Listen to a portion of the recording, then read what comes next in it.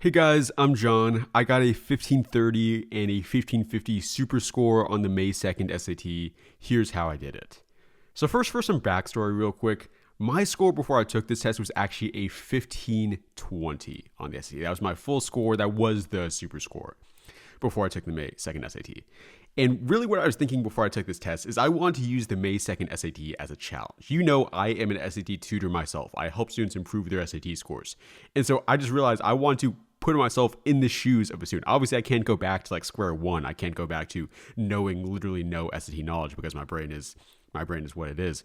But I could still put myself in the shoes of taking the test and having to actually go through the process of studying for it. And so I'm going to say in this video exactly what I did over the 30 days. I started studying, I think maybe around like April 2nd to April 3rd. Yeah, I think April 3rd was the exact day because I remember it was right after the March SAT scores came out that I first decided, okay, I'm going to try out this challenge. And here's literally all I did to study. Like I'm giving you all the secrets in this video, so nothing that I used that I did not explain in this video. So first of all, I used this website Onico. Now, there's this really good website that I recommend to all the students that I work with called Onico, where essentially it gives you practice questions and it'll actually create a study plan for you. Like, it literally shows you exactly what to do. Like, do these problems, do this amount of problems each day.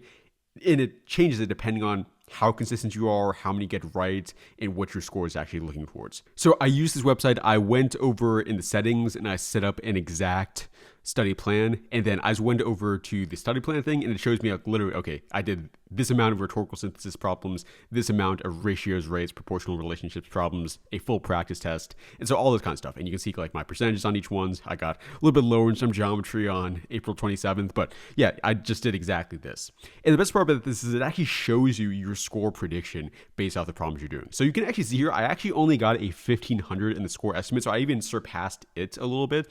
So I will admit it wasn't entirely accurate, but I guess inaccurate in a good way because it got higher than the score. So that was useful. Like it showed me when I was improving and when I was just plateauing and staying still. So this is really useful. And like imagine if I genuinely went through the process to get like a 1550 in the score prediction, it probably would translate maybe to more like a 1600 on the actual test. So that's always really good when you get a higher score than you even were predicted to. Now, I do have to admit, obviously, that I do earn a small commission from students who end up buying Onico on the premium plan. I do, work with the company. So, this isn't fully unbiased. I do have some stake in this, but I mean, I'm just telling you this is what I used. So it's like, maybe it's biased, but it's like, this is what I did. So, I mean, however you want to analyze that. So yeah, the first thing I did was Onico. And then the second thing I did was all my activities in my Mission 1400 Plus community. Now, let me explain to you what I actually mean by this. I own this SAT school community, Mission 1400 Plus, and I have like 91 members in there currently. And so I do several different things just as being part of the community here, being like the owner of the community. First, I do these actual, I call them SAT grind session calls, where essentially I go through practice problems on a call with everybody. So, typically we're doing hard SAT math problems, hard SAT grammar problems, passage question problems in these calls. So I am doing those like at least two times per week. So that is giving me some pretty good practice on some really hard questions as well. So that was good. But I mean, all I was doing is just solving these hard questions, not really any more confusing than that. I also do tutor some students in here. We have a system in here where students can unlock a one-on-one tutoring with me, where I also will explain different SAT concepts to them. I will go over certain practice problems, all of that as well. So yeah, that kind of stuff is really what I was doing here. I did a little bit of work in like updating the courses in here, so like adding some new pages to it, but that wasn't really too much of a big priority over the month of April. So yeah, not as big of a deal there. And then the final thing I just did is, as you already know, like I make YouTube videos and I make SAT content. So I posted a few YouTube videos over this month as well, but that was really like not much of a whole practice thing. Like it's just information I already knew making videos on that. So that wasn't really as big of a thing. So I know what you might be thinking, like, okay, these are three things that, okay, anybody can use Onico. I definitely would recommend that. But I mean, not everybody can own their own SAT school community. Not everybody can make SAT YouTube videos. Probably you don't want to be doing that if you're not crazy like me.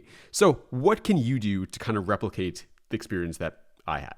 Well, there were three things that I really noticed as I was taking the test that I think helped me get to this above 1500. First was my understanding of grammar on the test. It's worth mentioning, so you can see here that I got a 740 on the reading and writing. And so I mentioned I had a higher super score, so I actually had a higher reading and writing score before I took this test, which was a 760.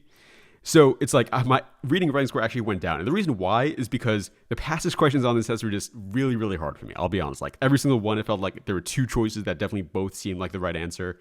I was super confused. I went out of the test feeling like really bad about the reading and writing section, to be honest with you. So reading and writing was really not going for me on the test day. Still though, I got a 740, which many people would probably consider even better than their highest reading and writing score.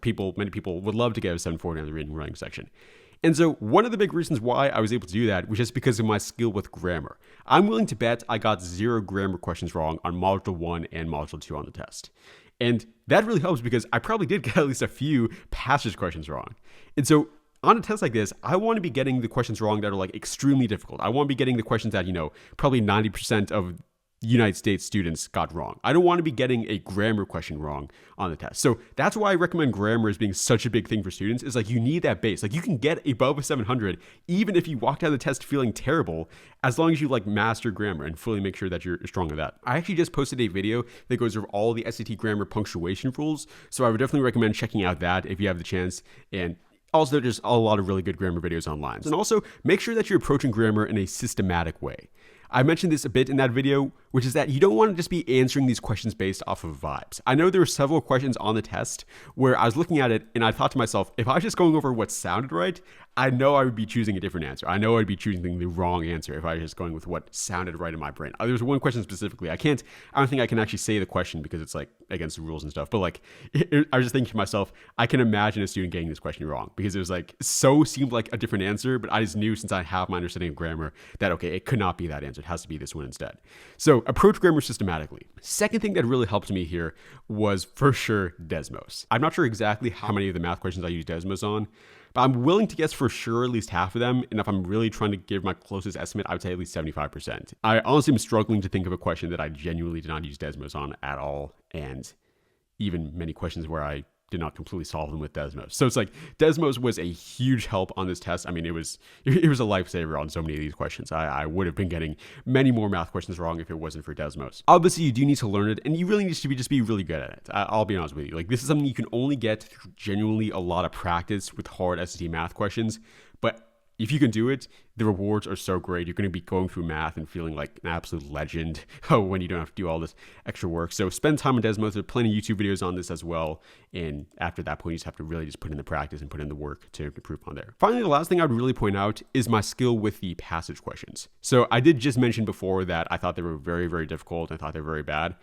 But at the same time, since I got a 740, that definitely shows that I did get at least a decent amount of those passage questions right. I probably didn't miss like 10 passage questions. So I got many questions that I was very unsure about, I'm guessing, correct. So what does that show you? Well, I guess it shows you them get a passage questions. But more specifically, what I'm trying to say with this is that there's a very specific strategy that you should be going through when solving these passage questions. I did it for every single question, and I probably could have done it better on some questions. Maybe I would have gotten a higher score if I did. But, I was definitely using that exact strategy, and I know the students that I teach who use the strategy do really well. So make sure that you're using that strategy. And if you want to know what the strategy is, I just had a video about it on the channel. Like, my first video on this YouTube channel was going through the strategy and explaining it step by step. So I would recommend going through that and make sure every single time you're doing a passage question, you're doing that, because again, 740, even though I had feeling really unconfident. So also, I might as well just mention, like, if anybody's hating in the comments and saying that, oh, you actually got 1530, not a 1550.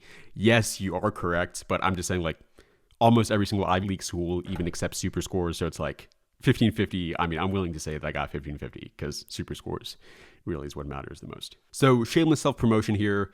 I do go over literally all the techniques that I used on the SAT in my full course, Mission 1400 Plus. So if you just want to go through it, I would definitely recommend checking this out with a link in the description below. I mean, I didn't use really anything that I don't discuss in this course. So it's like, you can just kind of get my knowledge, get what I used on the SAT from this alone. So definitely go check it out. Plus, you actually get On&Co included within it. So if you want to use that practice problem software, if you don't want to have to pay for it separately, you can just join this instead. So hope this video helped you. I hope this video, maybe inspired you, maybe like encouraged you to keep going, keep trying. I've taken the SAT many times at this point, and this is, the highest score I've gotten. So be confident. Past results don't indicate what's going to happen in the future, and you can definitely always improve. So good luck in the next SAT, and make sure to always stay Gucci.